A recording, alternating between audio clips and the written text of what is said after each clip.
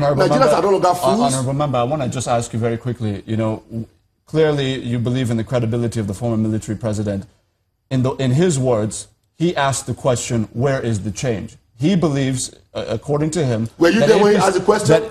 Sir? Were you there? Honorable member, interrogated him? Honorable member, he has spoken. Honorable spoke member, to who? He spoke to this day. Honorable member, until to this day? Honorable member, until that is refuted, we have to accept it for what it is. He refuted this statement yesterday. Honorable member, I spoke to the chief of staff. According to the former military president, it was his friends that wrote that letter without his permission, and we have to accept that word. Now, I have to ask you... So you are going to hold him for that? I have to ask you this question. With his credibility that you have attributed to him, if he says, where is the change? The APC is not performing. You're an APC member. What do you have to say about that? Let me tell you something. Knowing the former president, Mr. Ajere, Mr. former president will not go to the public domain to put his, his own position. He would rather go to President Buhari. I know him. There are two people I respect. From a retired general, General Danjuma and Abibi. They are not noisemakers. They are not. They are not. So I am saying the credibility, what you are asking for, whether former president, whether he did it or not, I'm telling you, he did not. He did not. Everybody has the right. I am talking about there's problem in this country. There are issues. Nigeria are suffering. But that doesn't mean that things are going away. Things are not going away. You know why things are not going away?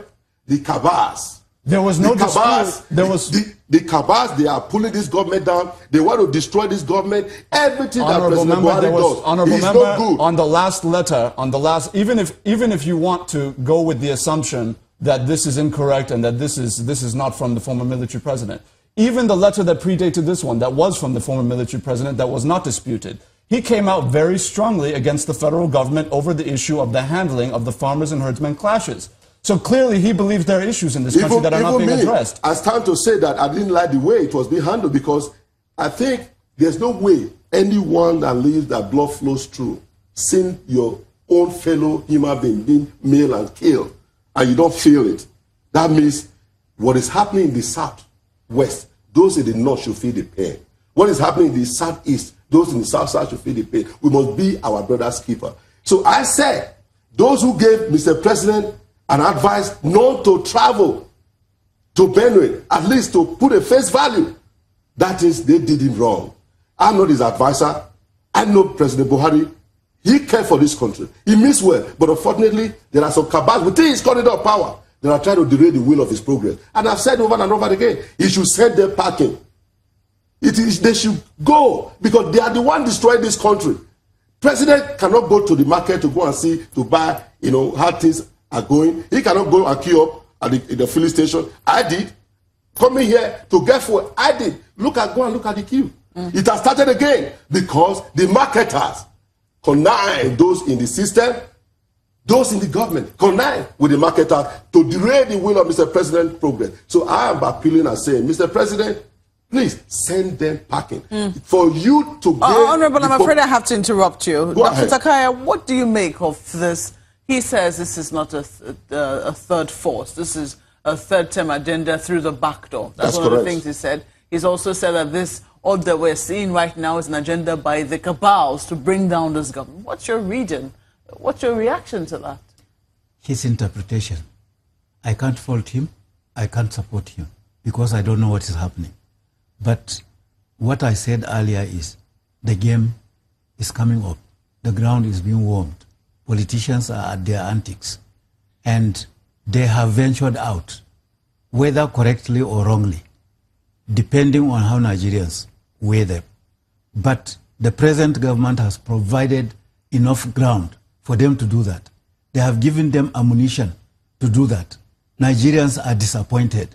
He said he is disappointed about, what is happening in the country. Let me tell you, I'm more than disappointed. As I'm talking to you right now, I am grieving. My people are dying. Even yesterday, people have been killed. In Adamawa, in Nasarawa, in Benue, blood is flowing. There is ethnic cleansing going on. The degree of pogrom that is going on is unacceptable. And in advanced and sane country, no criminal commits one crime of this nature and goes on undetected and escapes. Even if it would take 3 years to detect such criminals, the long hand of the law will catch up with them. Where is our own long hand of the law? Or has our own hands of the law been chopped? Or like Nigerian judiciary or law enforcement agencies who say the hands of the law have been tied? This is very painful to me. So the disappointment is real. What the government is doing is calling us to take to arms to defend ourselves. But the question is, do you think that this type of politicking, because that's what some people are reading it as, do you think it will cure it? Because what some people are saying is that politicians are at their game again. This is a country, as you rightly said, is bleeding right now. Yes. It needs help. And yet what we're seeing is rather than, come together, it seems the government of the day is being discredited. And, we're being told it's no good, because of 2019 that is ahead. Mr. President swore not only to keep Nigeria one, but to defend its integrity, and secondly, to protect the lives of Nigerians by guaranteeing their security. Today, the presidency, the government, let me put it that way, has ignored that basic responsibility. It is only in Nigeria, like I said before, that foreigners can just, infiltrate Nigerian borders. They will come and create mayhem, and nobody checks them. How do these foreigners cross the border undetected? How is it that even animals are pushed across the border without quarantine, such that they come with all kinds of animal diseases to pollute our water, to pollute our grass, and then also to cut down our trees so that the desert will encroach? We are in trouble. And not only that, these foreigners will come openly and graze their cattle in mature crop farms, or the ones that have been harvested. They drive away the owners of these crops and begin to feed to their cows the crops that farmers have spent so many months trying to cultivate for the purpose of upkeep of their families. And the government looks the other way. What is the government to us now?